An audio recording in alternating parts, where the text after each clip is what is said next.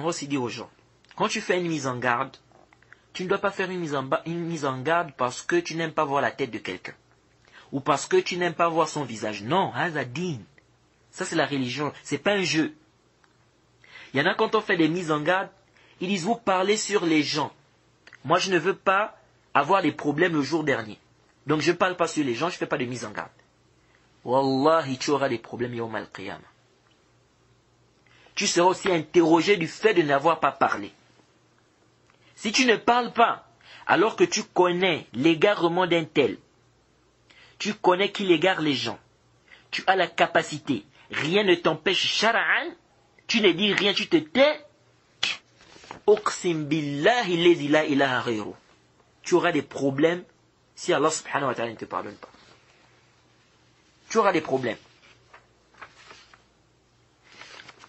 Donc beaucoup de gens pensent que si tu ne parles pas sur les gens, tu ne fais pas des mises en garde, tu es à l'abri.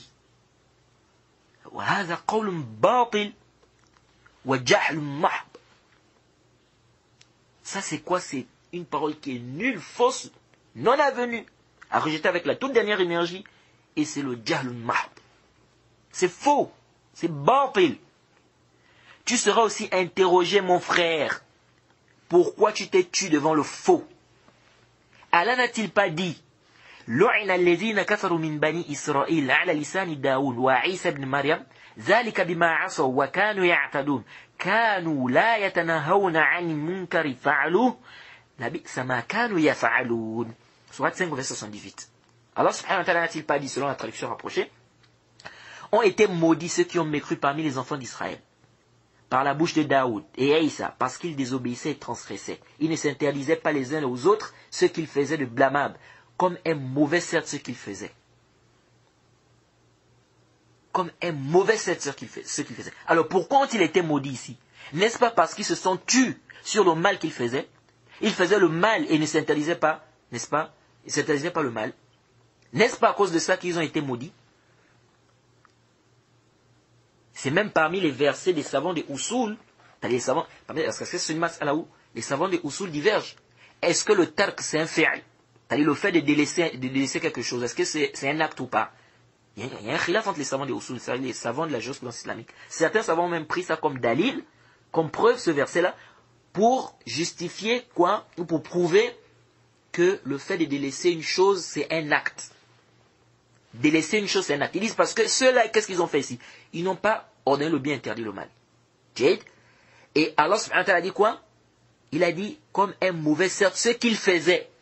Ce qu'il faisait. Donc ici, ça veut dire que le fait de délaisser, c'est un acte. Donc, intabihu. Donc ils ont été maudits parce que quoi? Ils n'ont pas parlé. Ils n'ont rien fait, ils n'ont pas interdit le mal, ils n'ont pas ordonné le bien. Ils se sont tués, ils sont restés comme ça. Donc ils étaient en train de faire le mal et ils ne s'interdisaient pas aussi le mal. Ils ont été maudits à cause de ça. Donc si tu parles,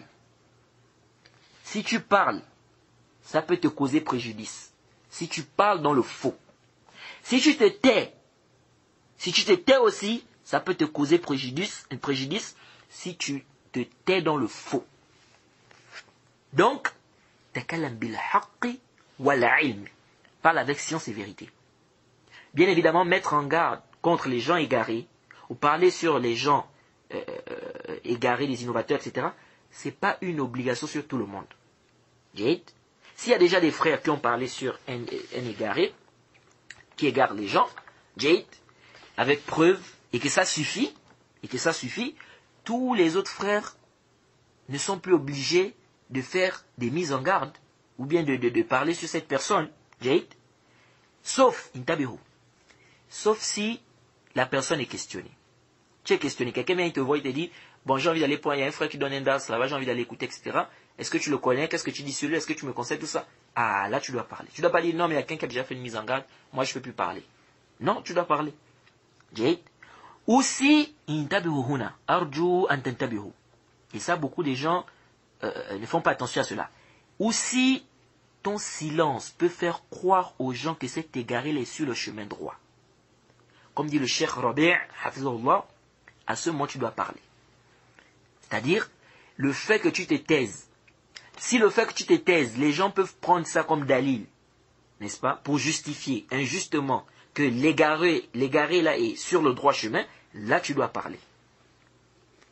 Là tu dois parler. Jade. Et ça, on voit ça aujourd'hui. Parfois, vous voyez des gens, certains savants mis en garde sur certaines personnes. Vous voyez des gens qui disent, vous êtes sûr que cette personne est égarée? Mais pourquoi tel ne parle pas? Il y a tel grand savant qui n'a pas parlé sur lui. Il n'a pas fait une mise en garde. Il ne dit rien sur lui. Vous êtes sûr? Parce que s'il était vraiment égaré, il devait parler. Puisqu'il ne dit rien, il ne parle pas. Donc c'est qu'il est sur la vérité. Donc nous, on ne vous écoute pas. Et vous voyez comment les gens s'égarent ici. Donc, si ton silence peut faire, surtout un Talib al-Ilm qui a une place, n'est-ce pas, auprès des gens, il est écouté, hein? Les gens viennent acquérir la science auprès de lui.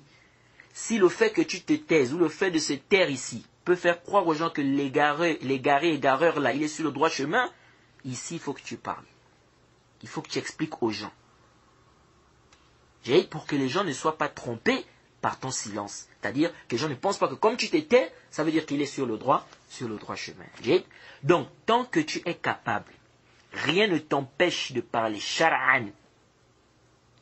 Tu regardes un tel égareur, égarer les gens, tu dis rien, sache que tu auras des comptes à rendre.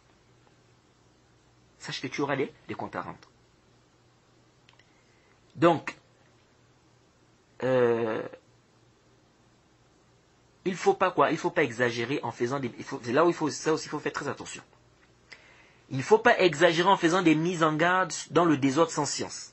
Parce que vous allez voir qu'il y a des gens qui font des mises en garde, ce n'est que des injures. C'est pas ilmi, c'est pas scientifique, il n'y a rien d'ilmi dedans. Ce n'est que des injures. Ce sont des madakhila, ce sont des wahhabiyas, ce sont des jamiyas, hein, ce sont des menteurs, des pervers, hein, ce sont des bandits, que des injures. 30 minutes, 45 minutes, parfois même près d'une heure, tu n'entends que des injures.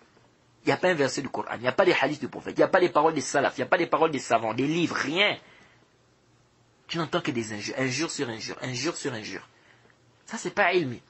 D'autres, ils font des mises en garde, c'est-à-dire des choses, tu dis, mais est-ce que ça nécessite même de faire, c'est-à-dire, est-ce que ça, on a besoin de faire une mise en garde pour ça?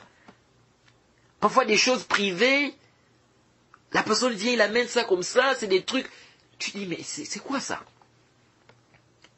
Donc, la mise en garde, on ne doit pas exagérer, on ne doit pas faire la mise en garde dans le désordre. Et il ne faut pas aussi être laxiste de l'autre côté, en se taisant sans raison valable. Il faut être au juste milieu. Takalam bil haqqi wal ilm. Parle avec science et vérité.